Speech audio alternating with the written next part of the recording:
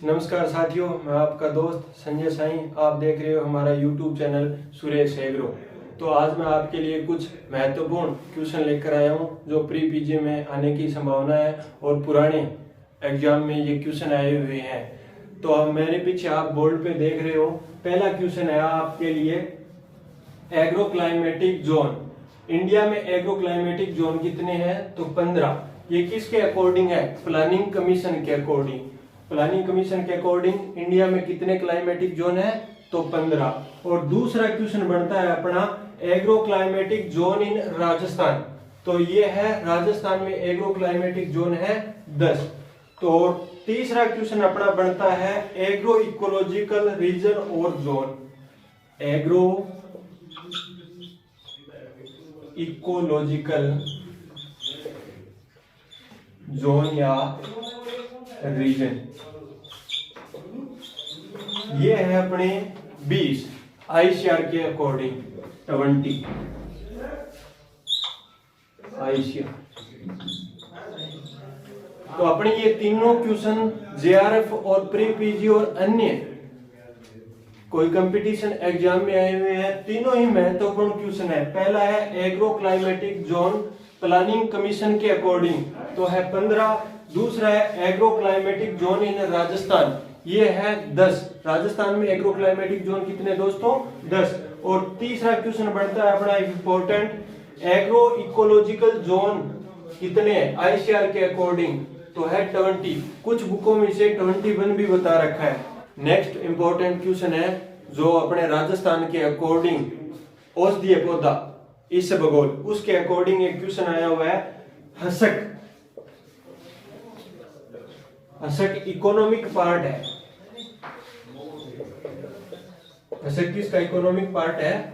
वो है इसबगोल का। और इसका साइंटिफिक नाम भी आया हुआ है 2-3 बार एग्जाम में, वो है प्लांटेगो ओवेटा। प्लांटेगो ओवेटा। तो दोस्तों अपने को राजस्थान में जितनी भी औषधीय प्लांट्स है जैसे तुम्बा, करोंदा वगैरह और अश्वगंधा, सफेद मूसली, इन सभी को अच्छी तरीके से पढ़ना है। और इसबगोल के बारे में अपने 2 से 3 बार क्वेश्चन आया है। एक तो इसका साइंटिफिक नेम पूछा है, इसकी फैमिली कौन सी होती है और इसका जो इकोनॉमिक पार्ट कौन सा है, ये जेआरएफ में आया हुआ क्वेश्चन है हसक। और नेक्स्ट अपने क्वेश्चन है जो 4 नंबर क्वेश्चन होने जा रहा है, जो है अर्थिंग अप। गन्ने में की जाने वाली क्रिया अर्थिंग अप। गन्ने में अर्थिंग अप कौन से सिस्टम से गन्ने की बुआई की हुई है तो अपने अर्थिंग अप करने की जरूरत पड़ेगी, तो वो है flat bed planting system. Flat bed planting system.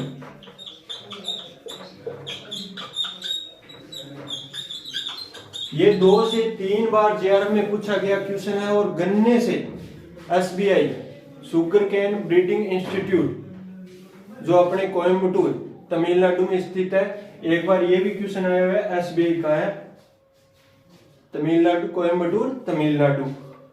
Next 5वें क्वेश्चन पर अपने चर्चा करने जा रहे हैं। वो क्वेश्चन है माइक्रो न्यूट्रिएंट से। उन माइक्रो न्यूट्रिएंट के खोजकर्ता कौन है और किस सन में उस माइक्रो न्यूट्रिएंट की खोज हुई है। तो ये अपने 5 से 7 मेन माइक्रो न्यूट्रिएंट है जिनके खोजकर्ता और उनका सन याद रखना है अपने। तो पहला है जिंक माइक्रो न्यूट्रिएंट। जिंक, इसका खोजकर्ता है सोमर और लिपमैन। सोमर और लिपमैन एंड लिपमैन 1926 में। ये क्वेश्चन जेआरएफ में आया हुआ है 2 बार कि जिंक माइक्रो न्यूट्रिएंट जो है उसका खोजकर्ता कौन है? सोमर और लिपमैन। इसकी खोज हुई थी 1926 में। दूसरा माइक्रो न्यूट्रिएंट है कॉपर। कॉपर, जिसका भी खोजकर्ता है सोमर। इसकी खोज हुई थी 1931। और नेक्स्ट क्वेश्चन या नेक्स्ट माइक्रो न्यूट्रिएंट फेस, जो लास्ट ईयर के प्री पीजी एग्जाम में है, उसका खोज करता है ग्रीस। 1843 में।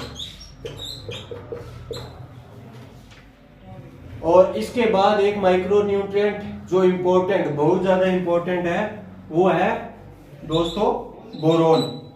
वरिंगटन बोरोन का खोज करता है वरिंगटन। इसकी खोज हुई थी 1923 में। उसके बाद दोस्तों 2 या 4 माइक्रोन्यूट्रिएंट और है, मेन मानेंगे अपने 2 ही, जिनकी आने की संभावना रहती है और लास्ट के एग्जामों में वो क्वेश्चन आए भी हुए हैं। तो मोलिब्डेनम, आप सभी ने पढ़ा है, मोलिब्डेनम का खोज करता है आर्नोन और स्टाउट, आर्नोन एंड स्टाउट 1939 में। उसके बाद निकल, एक माइक्रोन्यूट्रिएंट और बचता है, वो है निकल। निकल माइक्रोन्यूट्रिएंट का खोज करता है ब्राउन 1987। दोस्तों ये 5 से 6 इंपॉर्टेंट माइक्रोन्यूट्रिएंट है जिनके खोजकर्ता, मतलब डिस्कवरी कौन से वैज्ञानिक ने इनकी डिस्कवरी किस सन में की, तो मोलिब्डेनम की डिस्कवरी करने वाला व्यक्ति थे आर्नोन और स्टाउट 1939 में। जिंक के खोजकर्ता थे सोमर और लिपमैन। और जिंक और कॉपर के खोजकर्ता वैज्ञानिक दोनों सेम थे, सोमर। और निकल का खोजकर्ता ब्राउन। और फेर्स जो प्री पीजी में आया हुआ है, प्री पीजी। और सबसे इंपॉर्टेंट है फेर्स और बोरोन का खोज करता है रिंगटन 1923 में। दोस्तों नेक्स्ट क्वेश्चन आता है अपने हर्बिसाइड का। वर्तमान में जो फेमस हर्बिसाइड है जो अपने क्रॉप में मोस्टली यूज होते हैं, वो है राजस्थान के अकॉर्डिंग जो उत्तरी भारत में अपने मोस्टली इन हर्बिसाइड का इन क्रॉपों में यूज होता है। तो ये पहला हर्बिसाइड है जो है टेम्बोट्राइयोन। इसको भारत सरकार ने रजिस्ट्रेशन या पंजीकरण कर दिया गया इस हर्बिसाइड का, टेम्बोट्राइयोन, जो मोस्टली मेज क्रॉप में यूज किया जाता है। दूसरा है क्लोडिनोफोप सुपर, जो मार्केट में अपने मिलता है क्लोडिनोफोप सुपर, जिसका केमिकल कंटेंट है वो क्लोडिनोफोप प्रोपायरिगल, जो व्हीट क्रॉप में मोस्टली क्या है यूज किया जाता है। तीसरा अपने बायोपायरिबैक सोडियम, जो हर्बिसाइड है वो राइस क्रॉप में मोस्टली पंजाब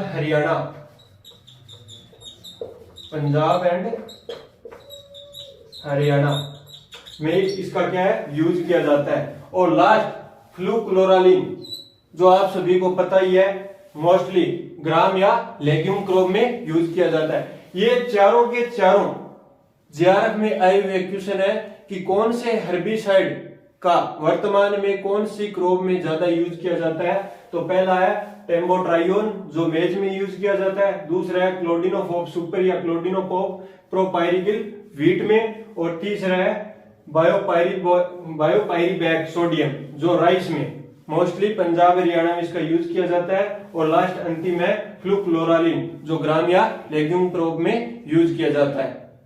नेक्स्ट टॉपिक है जो अपना है प्लांट ब्रीडिंग के रिलेटिव। बहुत बार इन दोनों क्वेश्चनों को कंपटीशन एग्जाम में पूछा गया है और थ्योरी के एग्जाम में भी पूछा गया है। तो मैं आपको पहले जीनिया इफेक्ट बताऊंगा और जीनिया इफेक्ट से कंपैरिजन करके आपको बताऊंगा मैं मेटाजीनिया इफेक्ट। तो जीनिया इफेक्ट पहले किसने दिया, ये वो व्यक्ति था फोक। जीनिया इफेक्ट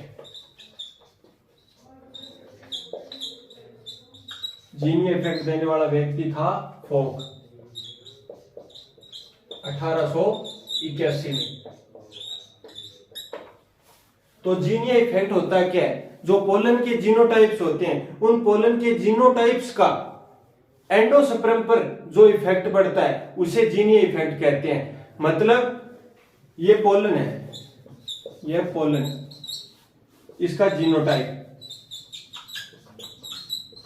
पोलन या पोलन के जीनोटाइप, मतलब पोलन के जो जीन है उसको करेक्टर करने का काम कौन करेगा, इसके जीनोटाइप। तो इनके जीनोटाइप का उसके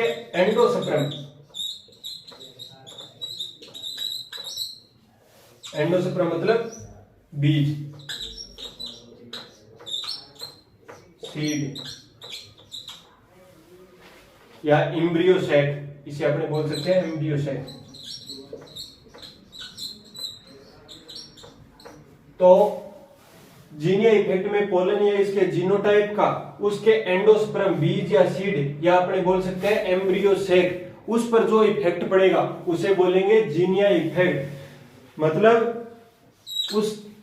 मतलब क्रॉप, मोस्टली ये जीनिया इफेक्ट पड़ता है मक्का में, मक्का और राइस में। तो जो अपने को सीड प्राप्त होगा, सीड, तो ये सीड है अपने को, तो अपने को ये सीड प्राप्त हुए तो इनका कलर नेचुरल कलर से थोड़ा अलग डिफरेंट प्राप्त होगा। जैसे कलर अपने को रेड प्राप्त हो गया, थोड़ा ब्लैक हो गया, मटमेला प्राप्त हो गया, तो इनका कलर या शेप में थोड़ा अंतर आ जाएगा, तो इसे अपने बोलेंगे जीनिया इफेक्ट। इसके एग्जांपल लिख लो अपने, मैज और राइस। इसका इंपॉर्टेंट क्वेश्चन आया है कि जीनिया इफेक्ट होता क्या है। पोलन या पोलन के मतलब जो जीनोटाइप है उनका एंडोस्पर्म या एम्ब्रियो सेक पर जो इफेक्ट पड़ता है उसे क्या कहेंगे अपने, जीनिया इफेक्ट। और जीनिया इफेक्ट देने वाला व्यक्ति था फोक 1881 में। और इसका एग्जांपल कि जीनिया इफेक्ट पड़ता किसमें है, वो है मेज। नेक्स्ट बात करेंगे दोस्तों अपने मेटाजीनिया इफेक्ट की। अपने जीनिया इफेक्ट्स की बात कर ली थी, अब बात करेंगे अपने मेटाजीनिया इफेक्ट्स की। तो इसकी टर्म देने वाला व्यक्ति था स्विंगल। इसकी मेटाजीनिया की टर्म दी थी स्विंगल ने। तो ये इफेक्ट्स होता क्या है, मतलब पोलन के जो जीनोटाइप्स है उसका इफेक्ट उसके एम्ब्रियो पर न पड़कर, उसके एम्ब्रियो या एम्ब्रियो सेक पर न पड़कर, बल्कि उसके आउटर कवर, मतलब सीड मान सकते हैं, या एम्ब्रियो का जो आउटर कवर होता है सीड कोड या पेरिकार्प, उस पर जो इफेक्ट पड़ता है पोलन के जीनोटाइप का, तो उस प्रभाव को अपने क्या बोलेंगे, मेटाजीनिया इफेक्ट्स। तो ये मुख्यतः मेटाजीनिया इफेक्ट्स अपने पाया जाता है डेट पाम में। तो अपने दो ही क्वेश्चन बनते हैं मेन यहां से कि मेटाजीनिया इफेक्ट्स टर्म किसने दी थी, वो दी थी स्विंगल ने। और ये मेटाजीनिया इफेक्ट्स क्या होता है, पोलन के जीन या पोलन के जो जीनोटाइप कैरेक्टरिस्टिक्स, तो उसका इफेक्ट किस पर पड़ेगा, एम्ब्रियो सेक या एंडोस्पर्म पर न पड़कर उसकी आउटर कवर या सीड कोट या पेरिकार्प या उसी की मतलब सीड की कोई परत, उस पर जो इफेक्ट पड़ेगा तो उसे बोलेंगे अपने मेटाजीनिया इफेक्ट्स। और इसका एग्जांपल है डेट पाम। अब मिलेंगे दोस्तों आपको नेक्स्ट वीडियो में नए नए क्वेश्चन लेकर। मैं आपका दोस्त संजय साई, आप बने रहिए लगातार हमारे चैनल सुरेश एग्रो पर। धन्यवाद।